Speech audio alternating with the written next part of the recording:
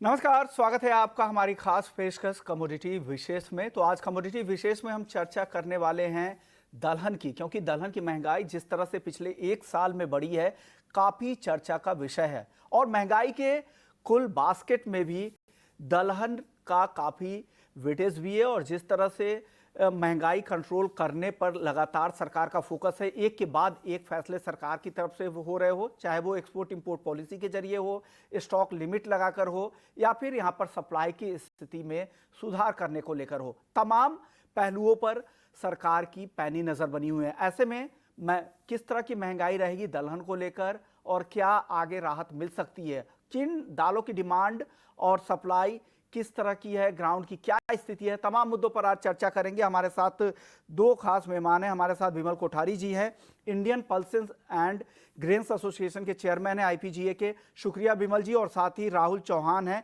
आईग्रेन India के। आप दोनों मेहमानों का बहुत बहुत शुक्रिया। विमल जी, सबसे पहले आपसे एक एक दाल करके बात करेंगे और हम एक एक दाल पे आपका जवाब भी चाहेंगे। सबसे पहले तुअर की बात कर लेते हैं। तुअर पिछले एक साल में अगर आप देखें तो करीब करीब 30% तक की महंगाई तुअर में आ चुकी है। पिछले साल भी उत्पादन तुअर का कम था, इस साल भी जिस तरह के बुआई के नंबर हैं उसी तरह के नंबर रिफ्लेक्ट कर रहे हैं कि इस बार भी उत्पादन कम ही रहने वाला है। क्या लग रहा है, तुअर पे सबसे ज्यादा चिंता है और कैसे तुअर की सप्लाई बढ़ेगी? धन्यवाद। देखिए, तुअर पिछले साल से हमारा जो हमारा उत्पादन था वो पिछले साल काफी कम रहा है। उसकी वजह से इस साल तुअर के दाम बढ़े हैं। और तुअर जो है इंपोर्ट के लिए हम सिर्फ ईस्ट अफ्रीका या म्यांमार पे डिपेंडेंट है। इन देशों में सब देशों को अगर मिलाएं तो लगभग 10 लाख टन तुअर यहाँ उत्पादन होता है। पिछले साल हमारा जो इंपोर्ट है 2022-23 का लगभग 9 लाख टन का इंपोर्ट रहा है इन सभी देशों से मिला के। तो तुअर इस साल भी एल नीनो का इफेक्ट है जो हम सब जानते हैं। उसकी वजह से जून महीने में, जैसे आपको भी मालूम होगा कि बारिश बहुत कम हुई थी। जो तुअर की जो बुआई है, जो सोइंग है, वो लगभग जून में होती है, लेकिन इस बार लेट हुई है। वो जुलाई में जाके हुई क्योंकि जुलाई में बारिश हुई है। हालांकि ये लेट सोइंग जो हुई है उसके बाद फिर जुलाई में भी एंड ऑफ जुलाई तक, फर्स्ट वीक ऑफ अगस्त तक ये सोइंग की जो देर से जो बुआई होती है वो जारी थी। और लेकिन इसके बावजूद भी लगभग 5 से 7% जो हमारे पिछले साल का उत्पादन है उससे कम बुआई हुई है।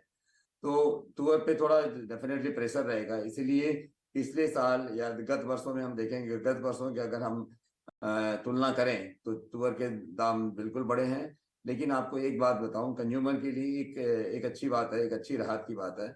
हमारे यहाँ चना है, मसूर है, मूंग है, मटर है, ये मिनिमम सपोर्ट प्राइस के आसपास या तो है या सब थोड़ा ऊपर है। वो रिजनेबल प्राइस मिल रही है।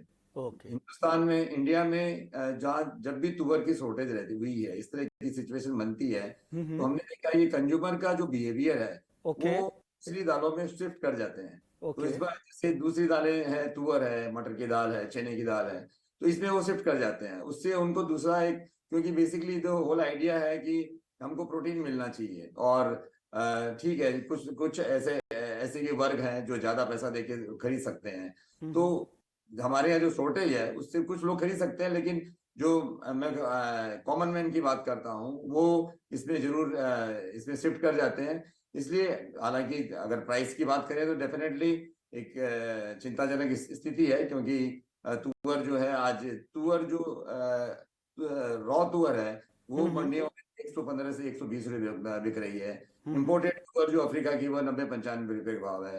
दालों के भाव 140-50 है। तो डेफिनेटली इसके दाम बढ़े हैं, इसमें कोई दो मत नहीं है। सरकार की तरफ से पूरे प्रयास कर रही है, हमारे ट्रेड की तरफ से पूरा प्रयास है कि हम ज्यादा से ज्यादा इंपोर्ट करें। अभी तुअर की जो अब क्रॉप है वो अफ्रीका से भी शुरू हो गई है। और अगले महीने से यहाँ पे काफी सारा इंपोर्ट होना शुरू हो जाएगा, काफी अवेलेबिलिटी हो जाएगी। तो मैं समझता हूँ कि जो फेस्टिवल पीरियड है जो हमारा सितंबर, एंड ऑफ अगस्त सितंबर से शुरू हो रहा है और नवंबर तक रहेगा, उस पीरियड में अफ्रीका की से कम 6 से 6.5 लाख टन इंपोर्ट होना चाहिए। और उससे प्राइस एक बार स्टेबलाइज भी हो जाएंगे। उसके बाद दिसंबर में हमारी हार्वेस्ट होगी। हालांकि इस बार भी क्रॉप का थोड़ा, जो मैंने बताया कि अनुमान है, जो कम है, तो अगले साल भी प्राइस में कुछ प्रेशर रहेगा। लेकिन हमें इस स्थिति को फेस करना पड़ेगा, क्योंकि अगर एल नीनो या इस तरह की सिचुएशन बनती है तो हमें दूसरी दालों पे डिपेंड करना होगा। बिल्कुल हालांकि सही कहा। हमने एक कदम और उठाया है कि ये स्थिति बार बार न बने फ्यूचर में भी, क्योंकि इस तरह की स्थिति बार हो सकती है। तो हमने सरकार से भी अनुरोध किया है कि हम दूसरे देशों में, जैसे ब्राजील है, ऑस्ट्रेलिया है, इवन जो कंट्रीज है जहाँ पे हमने ओके। किया है, वहां पे तुअर का उत्पादन बढ़ाया जाए, ताकि हमारी जो इस तरह की जो सिचुएशन इवेंचुअलिटी है, हम उसको फ्यूचर में आसानी से उसको मीट कर सकें। और तुअर की जो अवेलेबिलिटी है, अगर हमारे यहाँ उत्पादन कम हुआ तो हम इंपोर्ट करके वो उत्पाद जो अवेलेबिलिटी है वो एक उचित भाव में, उचित दामों में वो बनी रहे। तो इस ओके। तरह का हम प्रयास कर रहे हैं, लेकिन वो एक थोड़ा सी उसमें समय लगेगा, लेकिन आगे फ्यूचर में ऐसा सरकार के साथ मिलकर आईपीजीए ये पूरा एफर्ट्स कर रही है। ओके, बिल्कुल। यानी जो आपका एसोसिएशन है वो लगातार सरकार के साथ इस कोशिश में जुटी है कि कैसे सप्लाई बढ़ाई जाए, और जैसा विमल कोठारी साहब कह रहे हैं कि जो त्योहारी सीजन होगा अक्टूबर नवंबर के आसपास, आते आते सप्लाई बढ़ेगी। इनको उम्मीद है कि अफ्रीका से उस दौरान 6 लाख टन से ज़्यादा इंपोर्ट भी तुअर का हो जाएगा, फिर धीरे धीरे घरेलू अराइवल्स भी होंगे, उसका भी यहाँ पर फायदा मिलेगा। लेकिन बाकी जो दाल है उसमें मसूर है जहाँ पर कम दाम बढ़े हैं। पहले तुअर की ही बात कर रहे थे तो राहुल जी से भी एक टेक ले लेते हैं। राहुल जी, हमने देखा था कि जो उत्पादन थे 2021-22 में 37 लाख टन से ज़्यादा के थे, 32 लाख टन से ज़्यादा पिछले साल, जो 21-22 के मुकाबले 22-23 में कम हुआ था। अब इस साल को लेकर किस तरह का अनुमान लगाया जा रहा है, क्या लग रहा है किस तरह के उत्पादन के नंबर रह सकते हैं सर? मैं तुअर की देखिए, बात कर रहा हूँ राहुल जी। जी, लास्ट ईयर तुअर का जो उत्पादन रहा था हमारा 30 लाख टन के आसपास था। और अभी जो बिजाई आंकड़े आए हैं और जो क्रॉप लेट हो रही है, मुझे लगता है कि जो इस साल भी तुअर का जो उत्पादन है लास्ट ईयर से कम रह सकता है। यानी पिछले 3 वर्षों में देश में तुअर का उत्पादन जो है घट रहा है। मेरा मानना है कि इस साल तुअर का उत्पादन करीब 28 लाख टन रह सकता है, और खपत है हमारी 45 लाख टन, जिसको पूरा करने के लिए हमें इंपोर्ट पर जो है निर्भर रहना पड़ेगा। और अगले फाइनेंशियल ईयर में या अगले सीजन में मेरा मानना है कि करीब 11 लाख टन हम तुअर जो है विदेशों से आयात करेंगे। और विश्व में मतलब शॉर्टेज जो है तुअर की, वो उसकी भरपाई जो है पूरे कर पाना में काफी दिक्कतें हो सकती हैं भविष्य में। ओके, चलिए अब तुअर के बाद अब बात कर लेते एक और दाल जो तुअर के बाद सबसे ज़्यादा चिंता जहाँ पर है दिख रही है दालों में, वह है उड़द में। उड़द का भाव, औसत भाव कंज्यूमर मिनिस्ट्री की वेबसाइट ही मेरे पास खुली हुई है, उसी पेज को देख कर मैं बता रहा हूँ, 116 रुपये के आसपास का था, जो पिछले साल 105-100 के आसपास हुआ करता था। यानी 9-10% की तेज़ी यहाँ पर आई है। विमल जी, उड़द को लेकर, सप्लाई को लेकर क्या चिंता है? फिर बाकी दालों पर भी मैं आऊंगा, उड़द पे सिर्फ बताइए कि क्या लग रहा है यहाँ पर, डिमांड और सप्लाई का सिनेरियो क्या है, और आगे यहाँ उड़द के सप्लाई को लेकर क्या स्थिति बन रही है? देखिए, हमारे यहाँ 5 से 6 दालें हैं, वो मुख्य दालें हैं, जिसमें तुअर, उड़द, मसूर, चना, मूंग और मटर। ये हमारे यहाँ मुख्य दालें हैं जो हमारे देश में खूब बड़ी मात्रा में जिनका कंजम्पशन होता है। इस साल तुअर और उड़द का शुरू से ही हमारे यहाँ उत्पादन की जो कमी थी उसकी वजह से दाम बढ़े हुए हैं। पिछले साल हमारे यहाँ बुआई काफी अच्छी हुई थी उड़द की, लेकिन पिछले साल गत वर्ष जो बारिश जो हुई थी हार्वेस्टिंग के टाइम में, उससे हमारे उड़द के उत्पादन में काफी नुकसान हुआ, इसलिए हमारी क्रॉप जो है वो थोड़ी कम हो गई थी। हालांकि इसके दाम तुअर के, अगर आप तुअर को देखें, तुअर के हिसाब से इसके दाम नहीं बढ़े हैं। हमारे जो आज मिनिमम सपोर्ट प्राइस है वो भी सरकार का जो है वो 70 रुपये, लगभग 69 रुपीज 50 पैसे हैं, लगभग 70 रुपये समझिए आप, 70 रुपये मिनिमम सपोर्ट प्राइस है। तो उसके सामने अगर हम देखें, जो आज फेयर एवरेज क्वालिटी तुअर है, जो FAQ तुअर है, वो 82 रुपये 83 रुपये में बिक रही है। तो ठीक है, MSP से 15% ज्यादा है, 15-16% ज्यादा है, इसमें बहुत ज्यादा इजाफा नहीं है। ये अब हमारे यहाँ इस साल भी जो उड़द की बुआई हुई है, चूंकि मानसून देरी से था, तो इसलिए जो बुआई है उसमें फिर कमी है। लेकिन अगर बारिश हार्वेस्ट के टाइम नहीं हुई तो मैं समझता हूँ एक अच्छी क्रॉप होनी चाहिए। और तुअर के दाम सितंबर के महीने में, जब हमारे यहाँ एंड ऑफ सितंबर में जब बुआई होगी, 15 सितंबर के हार्वेस्टिंग होगी, तो मैं समझता हूँ वो प्राइसेस स्टेबलाइज भी होंगे, थोड़े कम भी होने चाहिए। क्योंकि अगर बुआई के समय, हार्वेस्टिंग के समय अगर बारिश नहीं हुई और वेदर अच्छा रहा और थोड़ी अभी अगर बारिश और हो जाए, तो मैं समझता हूँ कि तुअर का जो यील्ड है और वो जो उत्पादन है वो थोड़ा अच्छा रहना चाहिए। लेकिन तुअर पे भी अगर आप ओवरऑल देखें तो मैं समझता हूँ कुछ प्रेशर रहेगा, क्योंकि लास्ट ईयर से तुअर में भी बुआई कम है, कम से कम 12 से 13% बुआई कम है, तो थोड़ा प्रेशर रहेगा। लेकिन अगर हार्वेस्ट के समय क्रॉप खराब नहीं हुई तो मैं समझता हूँ प्रेशर जो है थोड़ा ईज हो जाएगा। ओके, यानी हार्वेस्ट के समय अगर फसल की स्थिति बेहतर रहेगी, थोड़ा मॉनसून ने अगर सपोर्ट कर दिया तो यील्ड भी बेहतर रहेगी और यहाँ से दाम तो नहीं बढ़ने वाले हैं, ऐसा विमल जी को लगता है। और साथ ही हो सकता है कि हल्की फुल्की गिरावट भी आए, जब अराइवल के प्रेशर आएंगे तो थोड़ी बहुत नरमी भी देखने को मिलेगी। राहुल जी, सिर्फ उड़द को लेकर बताइएगा, क्या लग रहा है आपको इस साल किस तरह के उत्पादन के नंबर दिख रहे हैं और ओवरऑल सप्लाई की स्थिति उड़द में क्या बन रही है? देखिए सर, उड़द में भी तुअर की तरह जो है बिजाई लेट हुआ है, और अल नीनो का जो असर कह रहे हैं, अगर वो आगे चलकर रहा, उसका असर बढ़ा, तो उड़द के उत्पादन में भी कमी आ सकती है। हालांकि दलहनों की को जो है पानी की as compare to other crops कम जरूरत रहती है। अगर सपोज अल नीनो का प्रभाव बढ़ता है तो उत्पादन में मुझे लगता है कि गिरावट आ सकती है। एरिया भी घटा है और अधिकतर राज्यों में बिजाई समाप्ति की ओर है या समाप्त हो चुकी है।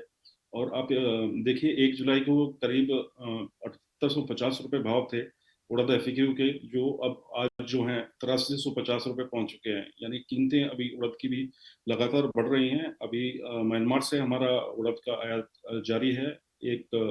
21 अगस्त को करीब म्यांमार में 3.75 लाख टन का स्टॉक बचा है, जिसका प्रॉपर इंपोर्ट हो रहा है। नई फसल जब आएगी, जैसा विमल जी ने बोला है, वैसे ही पूरा दारोमदार जो है पूरा मौसम पर रहेगा। अगर क्रॉप पर कुछ प्राकृतिक आपदा आती है तो उत्पादन में कमी आ सकती है। लास्ट ईयर से एरिया घटने के कारण मुझे लगता है उड़द का उत्पादन कम रहेगा। कम रह सकता है उत्पादन यहाँ पर, क्योंकि जिस तरह से मानसून की स्थिति है, अल नीनो का अब असर दिखना शुरू हो गया है। और आप देख भी रहे हैं अगस्त के महीने में जिस तरह से कम बारिश हुई है, ओवरऑल डेफिसिट भी काफ़ी ज़्यादा अगस्त के महीने में रही है, तो ये एक चिंता की बात है। लेकिन चलिए, अब एक और दाल है मूंग। मूंग की अगर आप चाल देखें तो मूंग का जो औसत भाव है मार्केट में 112 रुपये के आसपास कंज्यूमर मिनिस्ट्री का ये भाव है। हालांकि हो सकता है कि बहुत सारे दुकानों में 120 130 भी मिलते होंगे। ये एक औसत भाव, एक मॉडल प्राइस कंज्यूमर मिनिस्ट्री की तरफ से निकाला गया है, जो पिछले साल ये 100 रुपये के आसपास या उससे कम हुआ करता था।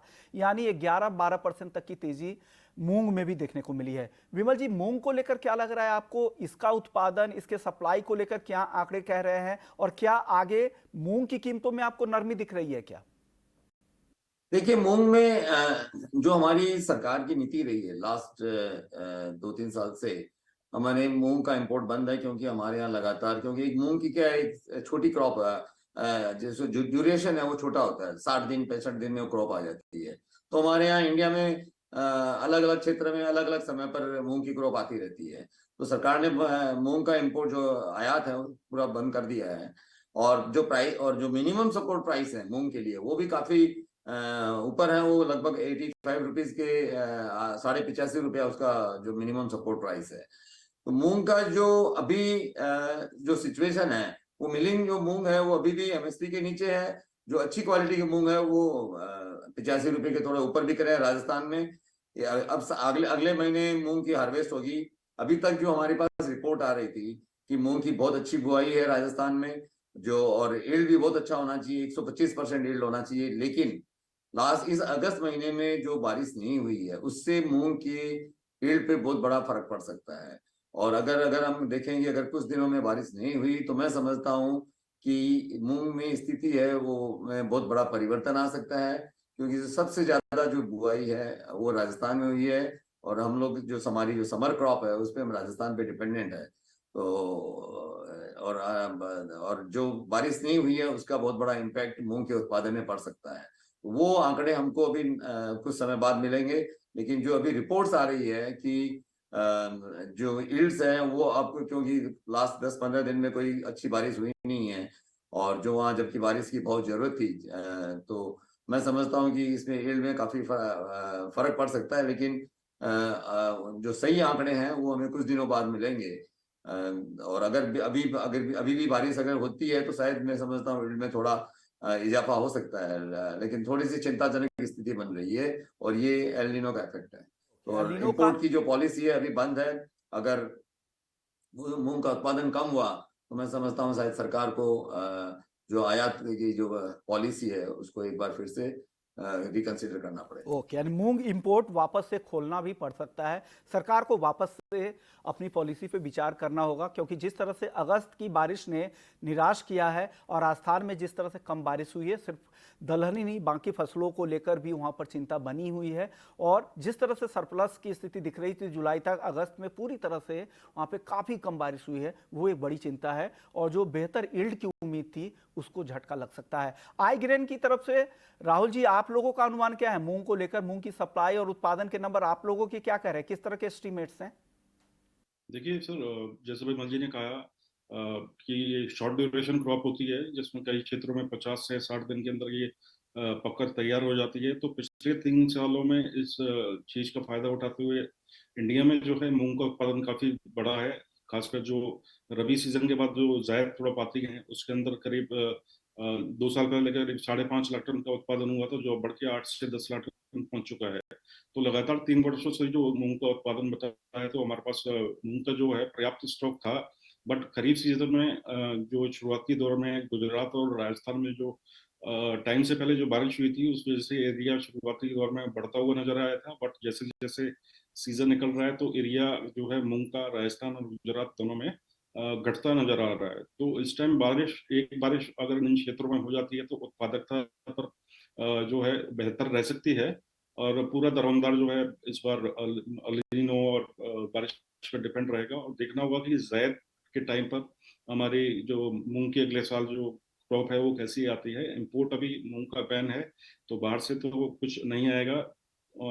अगर इस साल उत्पादन घटता है, तो जो हमारी उपलब्धता है उस पर असर पड़ेगा, और शायद सरकार को इंपोर्ट भी खोलना चाहिए, इसका खोलना पड़ सकता है। एक्सपर्ट्स को यही लगता है कि मूंग के उत्पादन को लेकर अब चिंता बनी है। हालांकि मॉनसून की पहली कुछ इलाके में जो अच्छी बारिश हुई थी, प्री मॉनसून जो बारिश हुई थी, उस वजह से बुआई तो बढ़ गए थे, एरिया बढ़ गए थे, लेकिन धीरे धीरे वो श्रिंक होता जा रहा है और नए एरिया ऐड नहीं हुए। और दूसरी चिंता यील्ड को लेकर भी मूंग को लेकर ही है। लेकिन चलिए, अब एक और अहम दाल, वो है चना, जो ज़्यादातर काफ़ी लार्ज स्केल पे इंडस्ट्री में भी काफ़ी यूजेज है इसके। और इसके दाम जिस तेज़ी से बढ़े हैं, अब देखिए 75 से 80 रुपए के पार भी रिटेल में भाव निकल चुके हैं। बहुत सारे आप मॉल्स वगैरह में लेते होंगे, छोटे कई सारे स्टोर्स में लेते होंगे, तो 80-85 के आसपास आपको दिख रहे होंगे रिटेल में भाव, जो पिछले साल 70 से भी नीचे का भाव था। यानी करीब करीब 10% की तेजी चने में भी आ चुकी है। जबकि चने की ओवरऑल सप्लाई देखे, हालांकि उत्पादन पिछले साल से थोड़े बहुत कम ही थे, लेकिन ओवरऑल सप्लाई देखे तो काफ़ी ज़्यादा सप्लाई थे, उसके बाद भी दाम बढ़ रहे हैं। विमल जी, चने को लेकर क्या स्थिति है? चने के दाम तो लगातार बढ़ते जा रहे हैं, काफ़ी लंबे समय के बाद इस तरह की तेजी चने में दिख रही है। क्या लग रहा है, चने के भाव आगे किस तरफ जा सकते हैं? कितनी तेजी और आपको चने में दिख रही है? और क्या बाकी दालों की कम सप्लाई का फायदा चने को यहाँ पर मिल रहा है? देखिए, चना लास्ट 3 साल से अगर हम देखें तो चना बहुत बुरी तरह से पिट रहा है। चने के जो प्राइसेज हैं लास्ट 3 साल से मिनिमम सपोर्ट प्राइस के नीचे ही रह रहे हैं। मंडियों में हमेशा चने के दाम मिनिमम सपोर्ट प्राइस से नीचे रहे हैं। तो चने की हालत 3 सालों में बहुत बुरी रही है। लेकिन हमारे यहाँ अच्छी बात है कि उत्पादन बढ़ा है। सरकार का जो लास्ट एडवांस एस्टिमेट है उसके हिसाब से 135 लाख टन का हमारे यहाँ उत्पादन है। तो चने के जो दाम बढ़े हैं, मैं उसको अच्छी बात समझता हूँ, क्योंकि इससे किसानों को भी उनको भी एक अच्छे दाम मिलेंगे। उनको भी उनको एनकरेजमेंट मिलेगा कि चने का और उत्पादन बढ़ाया जाए। तो और ये इतने दाम ज्यादा नहीं बढ़े हैं। अगर आप देखेंगे जो मिनिमम सपोर्ट प्राइस है 53 रुपीज 75 पैसा है, जबकि आज दिल्ली में चना के भाव लगभग 6,000 रुपए है। तो इतने ज्यादा नहीं बढ़े हैं कि जो चिंताजनक स्थिति है या कोई स्थिति है, अलार्मिंग सिचुएशन है। तो मैं समझता हूँ ये जो दाम बढ़े हैं, वृद्धि हुई है, ये अच्छी वृद्धि है। इसमें कोई चिंता की बात नहीं है। इनफैक्ट इससे कुछ हमारे किसानों को भी फायदा होगा, हमारे उत्पादन को भी फायदा होगा। और रहा आपका जो प्रश्न है कि दाम और बढ़ेंगे, मैं नहीं समझता हूँ कि चने में दाम और बढ़ेंगे। एक तो इस बार नेफेड ने बहुत अच्छा, सरकार ने नेफेड के थ्रू बहुत अच्छा प्रोक्योरमेंट किया है। लगभग 24 लाख टन का प्रोक्योरमेंट हुआ नए साल में। पिछले साल उनके पास लगभग 14 लाख टन का स्टॉक था। तो सरकार के पास 38 लाख टन चना था, जिसमें उन्होंने कुछ काफी चना बिक्री भी किया है। अभी उन्होंने नए सीजन का जो चना है, वो जो उन्होंने प्रोक्योरमेंट किया है, वो अभी हाल में ही कल से ही उन्होंने शुरू किया है। और वो सरकार 10 लाख टन चना बाजार में बेचेगी। तो मैं समझता हूँ कि अब चने में कोई प्राइस में मुझे नहीं लगता कोई वृद्धि होगी। इनफैक्ट चने में मेरे हिसाब से मैं समझता हूँ कि भाव जो है थोड़े नीचे ही आएंगे।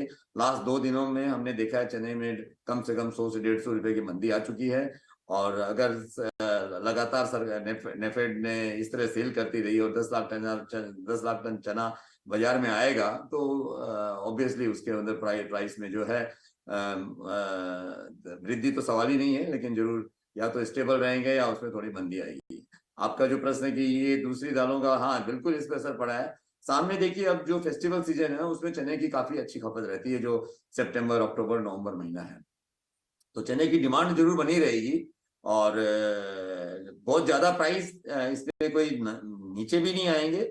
और मैं समझता हूँ ये रेंज बाउंड में चलता रहेगा, 55 से 60 रुपए के बीच में चना मेरे ख्याल से चलता रहेगा। मैं नहीं समझता हूँ 60 रुपए के ऊपर इसमें कोई बहुत वृद्धि है, और 55 रुपए से नीचे कोई इसमें मंदी भी है। तो 55 से 60 रुपए के बीच में चना चलता रहेगा। और अगर मानसून, लेट मानसून में अगर हमारे यहाँ ज्यादा बारिश हुई, अगर नमी बनी रही अगर जमीन में, तो अगले साल भी चने का जो भाव मिलेंगे तो मैं समझता हूँ किसान इसमें हमारे और उत्पादन का इजाफा हो सकता है। ओके, ये बिल्कुल अच्छी बात है। एक चीज मैं आपके माध्यम से कहना चाहता हूँ। कहिए कहिए सर। हमारे यहाँ जो तुअर और जो उड़द की जो शॉर्टेज की स्थिति है, देखिए हमारा देश, हमारी एक बहुत बड़ी जनसंख्या है, 140 करोड़ लोग हैं। हमारे सरकार को ये चिंता है कि हमें 140 करोड़ लोगों को उचित मूल्य में दालों का जो है वो अवेलेबिलिटी होनी चाहिए। तो मैं आपके माध्यम से सरकार एक ये, हालांकि ये लॉन्ग टर्म एजेंडा है, ये ग्लोबल वार्मिंग की वजह से ये सिचुएशन जो है, कभी एल निनो है, कभी बारिश ज्यादा हो रही है, कभी बारिश कम हो रही है, तो हमें अब इरिगेशन का जो इंफ्रास्ट्रक्चर है वो हमको बढ़ाना पड़ेगा, ताकि हम सिर्फ मानसून, क्योंकि इतनी बड़ी जनसंख्या को अगर अचानक एक मानसून फेल होता है तो हमारी सारी जो व्यवस्था चरमरा जाती है। तो इसलिए जरूरी है कि सरकार इरिगेशन फैसिलिटी के ऊपर ध्यान देवे। ये एक लॉन्ग टर्म प्रोजेक्ट है, लेकिन ये जरूरी है, क्योंकि 2030 तक हमारा ये मानना है कि हिंदुस्तान को 350 लाख टन से 360 लाख टन दालों की जरूरत पड़ेगी। अभी लगभग जो जरूरत है वो 270 लाख टन की है। ओके, बिल्कुल सही बात आपने कहा, लेकिन एक चीज अच्छी बात आपने कही कि चने के दाम यहाँ से बहुत ज्यादा नहीं बढ़ने वाले, क्योंकि सप्लाई पर्याप्त है, सरकार के पास पर्याप्त बफर स्टॉक है, उससे प्राइस में कंट्रोल आएगी और एक दायरे में रहेगा, एमएसपी के नीचे भी नहीं जाने वाला है, ऐसा विमल जी को लगता है। 5500 से 6000 के रेंज में रहेगा। आपका अनुमान क्या है राहुल जी? छोटा जवाब दीजिएगा चने पर। चने में देखिए सर, अभी चने में उत्पादन जो है लास्ट ईयर के बारे में कहना थोड़ा जल्दबाजी होगा। और लास्ट ईयर जो था उत्पादन, गवर्नमेंट के जो आंकड़े हैं उससे जो इंडस्ट्री के आंकड़ों में काफी डिफरेंस बताया जा रहा है। और चने में खास बात ये है, अच्छी बात ये है कि सरकार के पास बहुत अच्छी मात्रा में चना का स्टॉक उपलब्ध है, करीब 30% टोटल खपत का। और अभी हाल ही में रबी 2023 की बिक्री भी चालू की है। तो चना के जो भाव हैं वो डिपेंड करता है कि नेफेड किन भावों पर चना निकलता है। और दूसरा जो चने में क्या है कि पिछले एक महीने में करीब 1000 रुपए तक की तेजी आई है। वो जेन्युइन थी, बिकॉज मिलट्स के पास स्टॉक नहीं था। नेफेड का स्टॉक देखते हुए मिलट्स ने काफी कम क्वांटिटी में माल रखा हुआ था, और जैसे ही नेफेड ने सेल चालू की तो ऊंचे भाव पर, अच्छे भाव पर चना की बिक्री की गई, जिससे कीमतों को सपोर्ट मिला है। इससे आने वाली जो क्रॉप है उसको किसानों को जरूर समर्थन मिलेगा, बिकॉज लास्ट 3 सालों से किसानों को पर्याप्त भाव नहीं मिल पाए हैं। तो आने वाले समय में अगर मौसम में कुछ विशेष बदलाव नहीं होता तो चने का जो एरिया है वो बढ़ सकता है। और वैसे भी चने को 1 या 2 पानी की जरूरत होती है। अगर बारिश नहीं भी पड़ती तो चना एक ऐसी क्रॉप है जो जिसका प्रोडक्टिविटी पे ज्यादा असर नहीं पड़ता। ओके, चलिए, ये दोनों एक्सपर्ट्स को लग रहा है कि यहाँ पर अब यहाँ से बहुत तेजी नहीं आएगी। 1000 रुपए तक की तो तेजी आ चुकी है, लेकिन अब ज़्यादा तेजी नहीं दिखती है। लेकिन अगर भाव ऊपर रहेंगे तो किसानों को भी प्रोत्साहन मिलेगा और चने की खेती को बढ़ावा मिलेगा, क्योंकि ये रबी फसल है। और जो तुअर है, उड़द है, मूंग है, ये खरीफ सीजन में इसकी बुआई होती है। अब मसूर की बात कर लेते, एक और रबी दलहन की। विमल जी, इसको लेकर क्या लग रहा है? इसके प्राइसेस अगर आप देखें तो पिछले एक साल में कमी हुई है, 3-4% नीचे ही भाव पिछले साल के मुकाबले। यही एक दाल है जिसके भाव में नरमी दिख रही है। इसके डिमांड, सप्लाई और प्राइस को लेकर आपका आउटलुक क्या है? छोटा जवाब दीजिएगा, वक्त कम है सर। मसूर अगर आप देखिए पिछले साल से दाम कमे हैं, क्योंकि जो इंटरनेशनल मार्केट में है उत्पादन अच्छा रहा था पिछले साल। ऑस्ट्रेलिया में से काफी माल आया है वहां से, और हमारे यहाँ भी जो इस साल का जो उत्पादन है, रबी क्रॉप चूंकि रही है, इस साल हमारे यहाँ भी उत्पादन लगभग 16 लाख टन का, जो सरकार के जो आंकड़ा है, लगभग 16 लाख टन का उत्पादन है। हमारे यहाँ जो मसूर की खपत है वो लगभग 22 से 24 लाख टन सालाना है। तो जो 7-8 लाख टन का हमारे यहाँ जो कमी है वो हम इंपोर्ट करते हैं। पिछले साल लगभग 8.5 लाख टन का इंपोर्ट हुआ था। तो वर्ल्ड मार्केट में पर्याप्त मात्रा में मसूर अवेलेबल है। मैं नहीं समझता हूँ कि मसूर के भाव में कोई बहुत ज्यादा वृद्धि आएगी। हालांकि लास्ट इसमें भी 5-6 रुपए की वृद्धि आ चुकी है। और लेकिन मेरा मानना है कि ये जो वृद्धि हुई है, ये बाजार फिर स्टेबल हो जाएंगे और भाव जो है लगभग 58 से लेके 62 रुपये 63 रुपये के बीच में ये भी रेंज बाउंड प्राइस रहने चाहिए। तो इसी भाव में, क्योंकि इंटरनेशनल मार्केट में अभी कनाडा की क्रॉप हार्वेस्ट हुई है, 3 महीने बाद में ऑस्ट्रेलिया की क्रॉप हार्वेस्ट हो जाएगी। अगर ऑस्ट्रेलिया की क्रॉप अच्छी रही, हालांकि इस बार थोड़ा कनाडा का जो उत्पादन है उसमें कमी रही है, तो वो एक इशू जरूर है। लेकिन देखिए हमारे टोटल जो रिक्वायरमेंट है वो 7-8 लाख टन की इम्पोर्ट की है और अभी इम्पोर्ट लगातार हो रहा है। तो हमारे पास अभी भी इम्पोर्टेड जो गुड्स हैं उसका जो स्टॉक है वो लगभग 4 से 5 लाख टन अभी भी आज भी है। और इम्पोर्ट के कई शिपलोड कार्गोज हैं वो रास्ते में भी हैं। तो चने की जो मसूर की जो अवेलेबिलिटी बराबर बनी रहेगी और जो प्राइस है वो रेंज बाउंड रहेगी। ओके, यानी प्राइस यहाँ से नहीं बढ़ने वाले हैं मसूर के, और जो नरमी आपको दिख रही है ये नरमी आगे भी बनी रहेगी क्योंकि ग्लोबल सप्लाई काफ़ी ज़्यादा है और हमारी जो खपत है उसमें से 7-8 लाख टन हम तो सालाना इंपोर्ट भी कर लेते हैं क्योंकि ग्लोबल सप्लाई भी कम भाव पर मौजूद है। शुक्रिया बिमल जी आपका, राहुल जी आपका, आप लोगों ने वक्त निकाला और दलहन मार्केट की पूरी एनालिसिस की, किस तरह के भाव आगे रह सकते हैं, क्या नरमी की संभावना है। तो कुल मिलाकर लबोलबाब यही निकल कर आ रहा है कि आगे यहाँ से दाम नहीं बढ़ने वाले हैं और सितंबर अक्टूबर के बाद हम त्योहारी सीजन की ओर एंटर करेंगे, उस दौरान दाम में थोड़ी नरमी भी आएगी। शुक्रिया आप दोनों मेहमानों का। तो इस खास पेशकश में फिलहाल इतना ही, लेकिन बाकी खबरों के लिए आप बने रहिए ET नाउ स्वदेश के साथ।